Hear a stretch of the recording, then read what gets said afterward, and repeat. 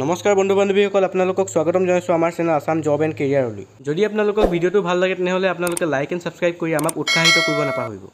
তেনেহ'লে বলক বন্ধুসকল, আজিৰ এই ভিডিঅ'টো আমি আৰম্ভ কৰোঁ। দিছপুৰ থানাত আত্মসমৰ্পণ বিকাশ অসমৰ।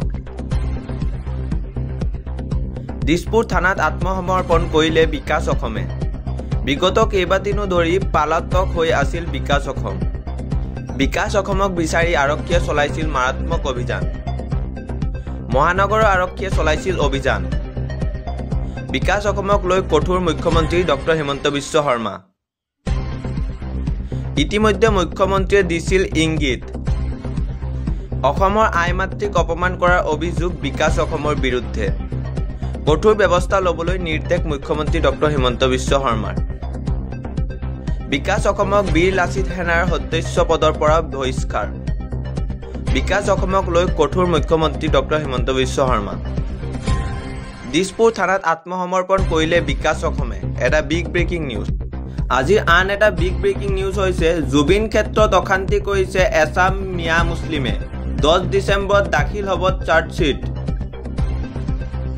জুবিন গাৰ্গৰ মৃত্যুৰ তদন্তক লৈ পুনৰ মুখ্যমন্ত্ৰীৰ ডাঙৰ মন্তব্য।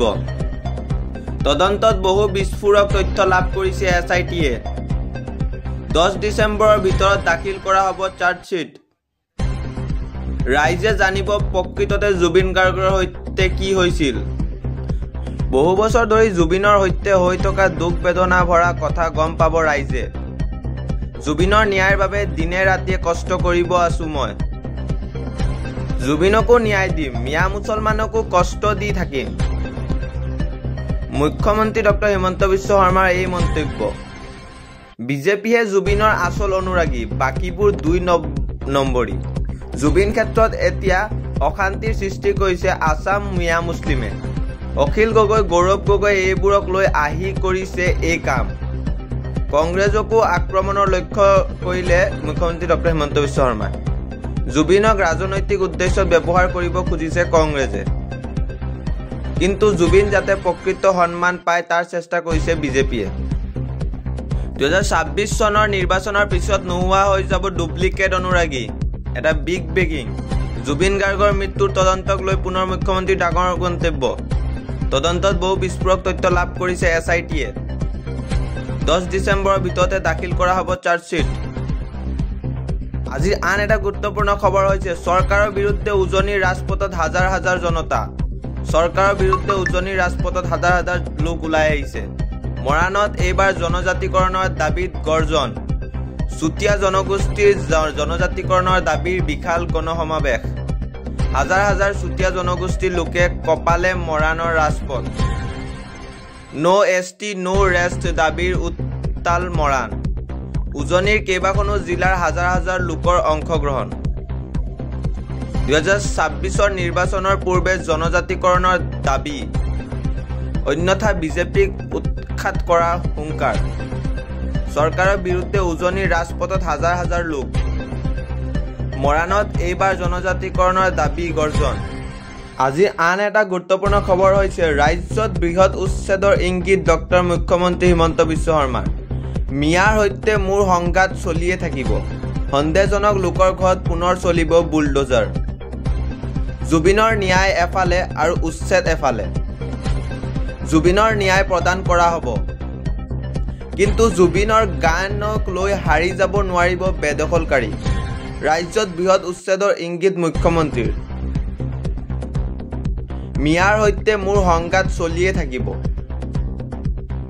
সন্দেহজনক লোকৰ ঘৰত পুনৰ চলিব বুলডোজাৰ। জুবিন গাৰ্গে ন্যায় পাবই। 15 ডিচেম্বৰত জুবিন গাৰ্গৰ ঘটনাক লৈ SIT-য়ে প্ৰকাশ কৰিব সকলোখিনি তথ্য। SIT-য়ে নিৰ্দিষ্ট সময়ত দাখিল কৰিব চাৰ্জশ্বীট। ইতিমধ্যে বহু অগ্ৰগতি লাভ কৰা হৈছে। 15 ডিচেম্বৰত জুবিন গাৰ্গৰ ঘটনাৰ SIT-য়ে প্ৰকাশ কৰিব সকলো তথ্য। একাংশই কৈছে ন্যায় লাগে, জাষ্টিছ লাগে।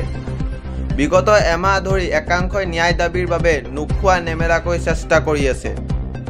ন্যায়ৰ বাবে চেষ্টা কৰি থকা লোকসকলৰ বাবে আমি প্ৰাৰ্থনা কৰিব লাগে। ছ'চিয়েল মিডিয়াত জাষ্টিছ ফৰ জুবিন গাৰ্গ লিখিলে ন্যায় পোৱা নাযায়। ন্যায় দিয়াৰ বাবে দিনে ৰাতিয়ে পৰিশ্ৰম কৰিব লাগিব। SIT-য়ে সেই পৰিশ্ৰম কৰি আছে।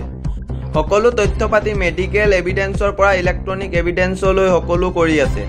যিসকলৰ মনত জুবিন গাৰ্গৰ ন্যায় নাপাব বুলি অলপো সন্দেহ আছে তেওঁলোকে 15 ডিচেম্বৰত উত্তৰ পাবই। সেই লোকসকলে 15 ডিচেম্বৰত ক'ব লাগিব যে SITয়ে জুবিন গাৰ্গৰ ন্যায় দিলে। এই ডাঙৰ মন্তব্য ডক্টৰ হিমন্ত বিশ্ব শৰ্মাৰ। আজি আন এটা বিগ ব্ৰেকিং নিউজ হৈছে দুগৰাকী বিয়া পাতিলে 7 বছৰ জেল হ'ব। বহু বিভাগ লৈ মুখ্যমন্ত্ৰীৰ ডাঙৰ মন্তব্য। বহু বিভাগ লৈ কঠোৰ ৰাজ্য চৰকাৰ। ৰাজ্যৰ কোনো স্বামীয়ে দ্বিতীয় বিবাহ কৰিব নোৱাৰিব। এগৰাকী পত্নী জীয়াই থকাৰ পাছত দ্বিতীয়গৰাকী আনিব নোৱাৰিব কোনো পুৰুষে। বহু বিবাহ সম্পূৰ্ণৰূপে বন্ধ হ'ব ৰাজ্যত।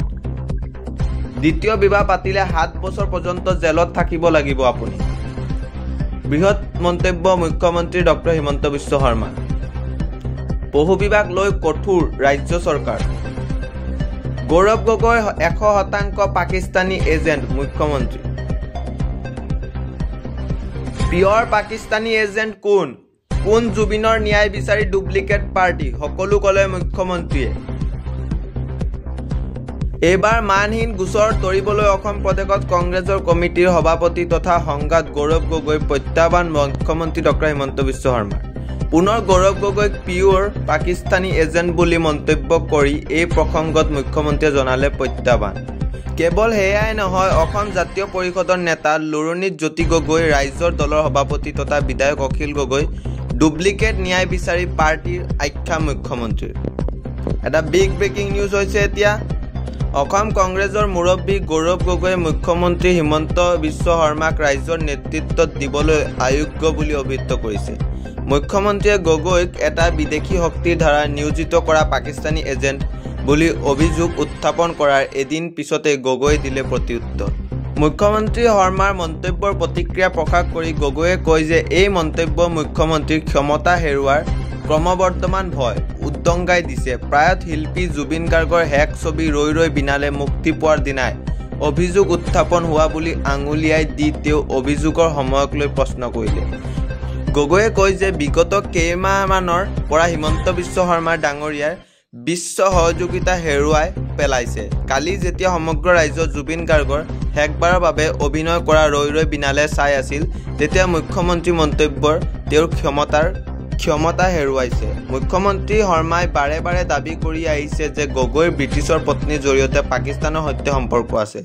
অভিযোগৰ সমৰ্থন তেওঁৰ হাতত প্ৰমাণ আছে বুলি জোৰ দিছে। শুকুৰবাৰে মুখ্যমন্ত্ৰীয়ে এই অভিযোগৰ পুনৰবাৰ উল্লেখ কৰি কংগ্ৰেছৰ সংগীগৰাকী পাকিস্তানৰ এজেণ্ট বুলি অভিহিত কৰিছে। লোকসভাত কংগ্ৰেছৰ উপদলপতি হিচাপে থকা গগৈয়ে এই অভিযোগক ভিত্তিহীন আৰু ৰাজনৈতিক উদ্দেশ্য প্ৰণোদিত বুলি উল্লেখ কৰি কয় যে অভিযোগ মুখ্যমন্ত্ৰীয়ে হতাশ প্ৰকাশ কৰিছে। ভিডিঅ'টো চাই ভাল লাগিল যদি আপোনালোকে লাইক আৰু ছাবস্ক্ৰাইব কৰিবলৈ নাপাহৰিব। ধন্যবাদ।